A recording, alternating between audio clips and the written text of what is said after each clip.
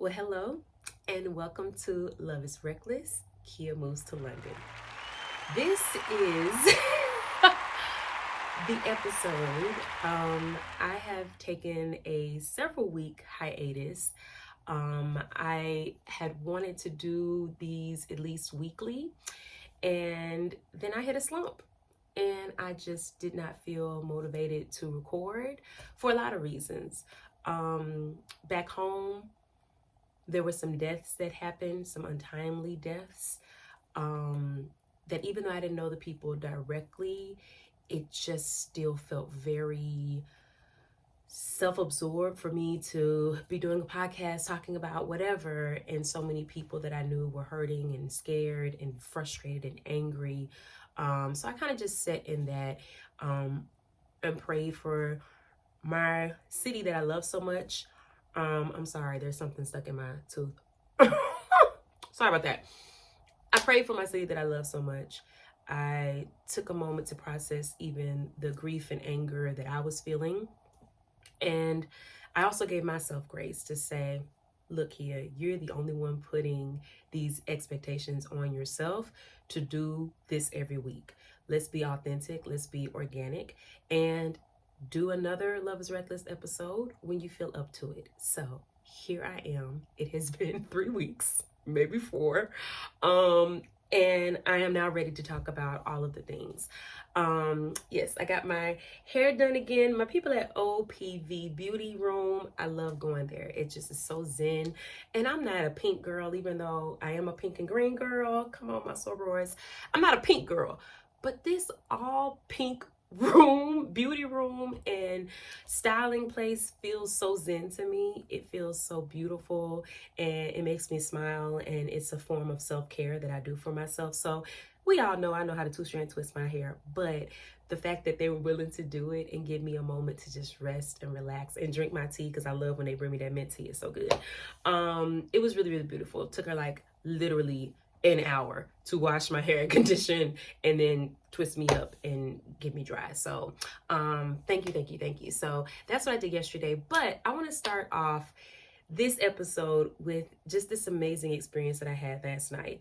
I think that what I have been trying to do in these series and episodes is show you and tell you the real of what it's like to move internationally, as an American, but obviously as a woman and a Black woman, because that's what I am, and that's what shows up the biggest when I walk into a room is that I'm Black. They may not know that I'm American initially, but when I start to speak, of course, they figure out the accent. Which, first side note, I have never been told I have an accent so much. I'm just like, what? What? But here it's like, for me, everything's in reverse. So I'm the one with the accent. They're the ones that all speak with accents to me.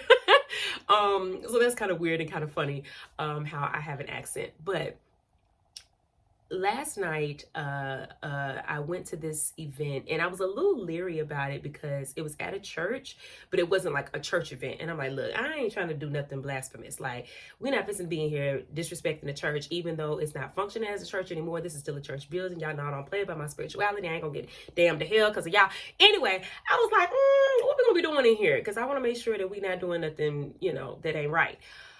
It was such, like, literally, that's how I felt when I walked in, just literally being in a church. It was so beautiful. It was an old church. It reminded me of my mother's church, which she grew up seeing me. I don't know if y'all knew that, but she grew up Methodist. And on the wall, y'all remember, if you did CME or you went to a CME church, they always had on the wall the attendance. So it would be how many people were in Sunday school, how many people were in church, what the hymn number was for the day, and something else. But it was like those little numbers. It reminded me of being at her church. And my grandmother, who I'm affectionately called Mama Brett, those that know me know that, she was the usher at that church. And so part of her job was to make sure those numbers were correct and greet people at the door. It had a very nostalgic feeling, and it took me to a place that felt familiar. So off the bat, I was already like at ease and felt excited. I got to hear a little bit of their sound check, and they were honoring Roy Hargrove. So it was mostly instrumental, which again, it was like, okay, what is this gonna be? This old church, they doing instrumental music, but the sound check was like, the acoustics was just beautiful. So I felt like, okay, we're not gonna be disrespectful. Everything's good. Y'all, when they opened those doors, and literally we sat on pews, they were pews.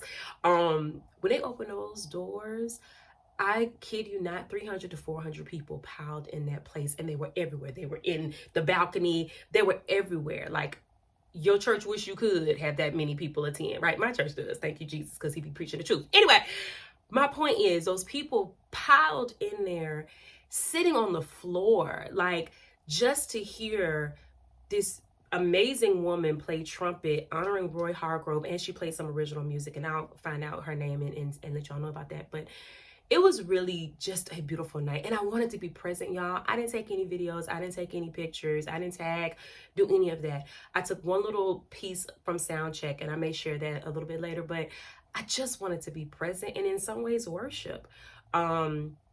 And I did, I did. I basked in the music. I let the spirit kind of talk to me and ease my heart, because it's been a couple of weeks here that I've just been like, yo, this was stupid.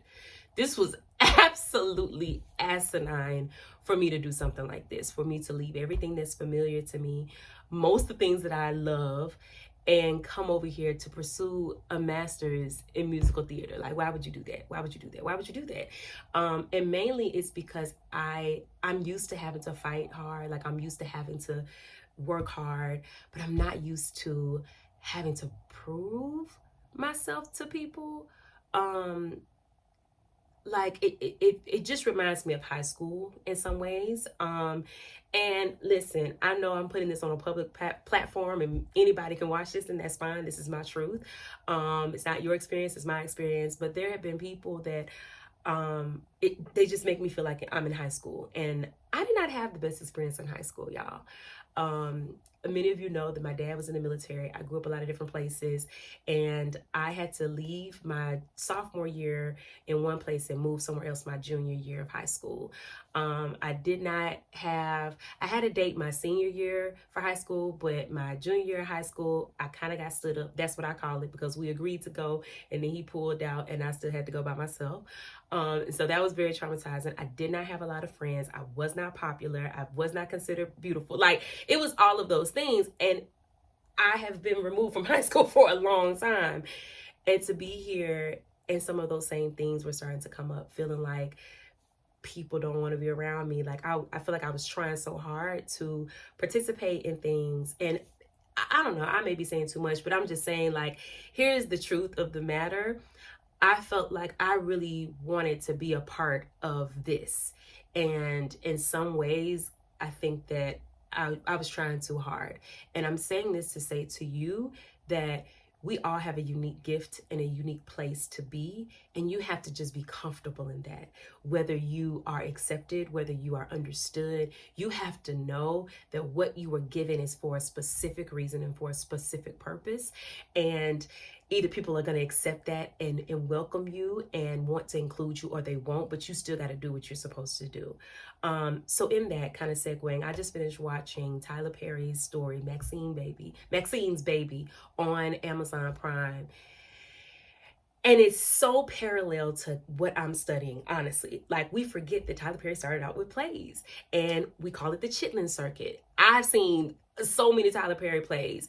And for some reason, even in my mind, I was like, oh, but that's a Tyler Perry play. That's not a real musical. That's not a real play. I'm literally in school to get my master's in musical theater and did not equate Tyler Perry to a phenomenon that I should be studying and should be trying to understand. And so this was kind of a masterclass in reminding even me that he was overlooked even by me. And I've supported him, but I just wasn't even putting him in the same category.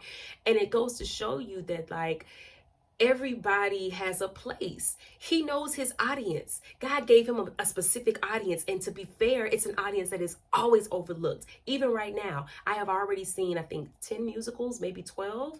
And when I tell you the representation of minorities, and by minorities, I mean Black, I mean Hispanic, I mean Asian, I mean Chinese, I mean all of that. In Asian is Chinese is within Asia. Y'all know what I'm saying? Like, it is so minuscule. And even the roles that they are given, it is not a lead role. It is not a role of strength. It's always subservient. It is always almost caricature. And while people call Tyler Perry caricatures, he gave stories, and he gave a lot of work, and he resonated to a group of people who had always been overlooked. That hit me. It was very inspiring, and I feel back focused on it's okay to be overlooked. I may not be, what I'm writing may not be for this audience, but it's definitely for an audience, and I just got to get to it, and that's why I'm here. The thing that I love about Memphis is also a thing that I kind of get frustrated about. Even like right now, Love is Reckless, this whole series was about an album that's supposed to be coming, and I can't get it mixed. And a lot of it is because I'm not in Memphis, which is very frustrating, but the point is, I don't think I was thought of as a real singer. I don't think I was thought of as a real artist. I don't think I was thought of as a real Memphian. So it's just like, where do I fit? And that was my problem. And that's what I'm realizing. I was trying to fit in, and I'm still trying to fit in, and I'm not supposed to fit in. And I don't think some of you are supposed to fit in. I think you were intentionally made and created to stand out. Somebody got to be the leaders. It's enough followers. Somebody got to be the leaders. So back to this experience that I had last night. It was beautiful. It was amazing. The music got me so excited. I'm going to go probably down a deep dive of Roy Hargrove. My dad used to listen to him. And of course, I heard musicians talk about him a lot. But it's been a long time since I've heard his music. But I will be going back to him. And to speak of that, Andre 3000, 3 Stacks. I know a lot of people don't understand why would he do a flute album, Live. Y'all need to keep living, and you need to get out of the city that you're in. You need to travel, you need to visit, and then you will understand maybe how he could come up with a completely different conceptual album. And let's just be honest. With Outkast, Andre was always the weird one. He was the one that had these bigger than life ideas. It was way bigger than Atlanta. Like, he wouldn't be accepted if he hadn't become Andre 3000, because he always had these beautiful, big, creative ideas. That's why you get an Idlewild. That's why you get a Love Below and Speaker Box dual album, because he knew he had more to say than just rapping. I have not listened to the whole album. It feels more like meditation to me. I woke up to it the other day. I enjoyed something peaceful that allowed my mind to just be at ease, to not be forced an idea or a thought or a driving beat that maybe brought up anger or irritation. But it was just chill. It was just chill. It allowed me a peaceful wake up. It may not be for you. I'm not saying I'm gonna listen to it every day, but I do feel like it has a place in what I would like to listen to that gives me another option from someone that I truly believe is an artist. And you can't argue with that. Andre 3000 is an artist, period, point blank. So there's that. So things that I have learned in this last couple of weeks is that you gotta let people be who they are. They may present one way and then they may change, and you just gotta let people do that. I have always struggled with wanting to have the conversation like, hey, do you realize that this hurt my feelings? Hey, do you realize you said this? Hey, do you realize that you walked past me and didn't speak and you spoke to everybody else? Like, I want to have those conversations, partly because I really think that maybe you don't realize that you're doing this. And maybe if I say something that you can like process that. But also partly because I'm like, nah, I want to check you. I can be honest. I can be honest and say that. And I'm really working on people know what they're doing. I just believe that. I don't believe that anybody is that naive to know that if they have relationship with you and then they suddenly change the nature of their relationship, that they don't know that. They're probably hoping that you don't recognize it. But what I'm saying to you is that when people move and change and change how they move, just allow it. Just allow it. Just allow it. I don't know all the reasons why some of the things happen the way they do, but I do know that I'm getting stronger, and I am finding a way to really sit in the decision that I made and really believe that this is all going to pay off, and it's going to be bigger than even what I had imagined. If you can kind of see behind me, you can't see the words, but that is my vision board. That is my inspiration board. I have words on there that are my focus, and I will be happy to report to you that nothing has to do with the relationship. I mean, nothing. I don't have nothing about love or anything on there. I feel like love has been on my vision boards for the last 20 years of my life. It's not on there. What's on there is graduation, okay? And some other things that help me stay motivated, because I just feel like I spent so much time focused on relationships that this time, this move, this season of my life is about the gift and about the dream and about creating a place and a space in the musical theater world that I feel we haven't seen enough of or a lot of. And that is a Black woman telling a Black person's story, a Black woman's story, hopefully other minority stories. I want to collaborate with Asian Americans or Asians, with Hispanics, with women. Like I want to, with transgender, like I want to collaborate with the disparaging groups because we are not seen on stage. And if we are seen on stage, it's just not in the way that I think we would want to be seen on stage. I believe in having a good time. Y'all know I love to laugh. I love to kiki. I love to do all of those things. But I also feel like I want to make money doing what I love to do and giving hope and inspiring and not just tearing down, because there's so much of that out there. So I took a couple of weeks off. I had some really low days. I really, really had some low days, but I also had some really beautiful days. And last night was a really beautiful night and day. And again, I want to continue to share this story. Please make sure that you're following my YouTube page. Make sure that you subscribe and that you're liking and sharing. And I only say that if this is helpful to you. I don't necessarily want the numbers per se. I just want that this message get out to the people that it needs to get out to. And if it resonated with you, then maybe your group of people or something that this message would resonate with. Life is hard right now. It's weird. Inflation is high. There are wars going on all over the place. Babies are dying. Like, it's absolutely crazy. But there are beautiful things in life. There's friendships, there's family. I really, really want to continue to make you all proud, but more than anything, I want to find my realest version of myself. And I want to live in that truth. And I want to show that you can do something completely different than where you're from and be successful. And I don't want to just do it for me. I want to do it for so many other people. But also, I'm starting to trust the process that if God has said no to this person, I don't have to cast my pearls before swine. Like, go where you are celebrated, not tolerated. That's what I'm trying to say. So yeah, this one was a little longer, but it had been a couple of weeks since I had talked to you guys. And just so you know, yes, I call these the Miss Seeley twists. They're going to be in here until Color Purple come out. No, it ain't going to be that long. But I will be rocking these for a little bit. And then when I take it down, it's like I love to just, whatever. The waves, the curls, the bobs, the kinks, all of that. Because it rains a lot in London, y'all. It just does. Like, me having my hair straight is just a waste of money and time. And plus, I love my curly hair anyway. So that was a bit of a tangent, but this is where I am. This is what I'm doing. Thank you all for your support. A huge shout out on my website, KiaJohnson.com, and Experience Kia, or ExperienceEntertainment.com. That's the business website. Thank you all for the inquiries. Thank you. Specifically, I have a monthly contributor. She sends me money every month because she believes so much in what I'm doing, and it's expensive. It is very expensive to be here. I am working on a mentorship and possibly internship, but right now, like, I got a lot of writing that I'm doing, and I need to focus so that I can really make an impression, so I can do all the things I want to do. And I want to thank her. She wants to remain anonymous, but every month she sends me money. And y'all, it doesn't have to be a lot, but I just appreciate being thought of every month by her, and she sends me a gift.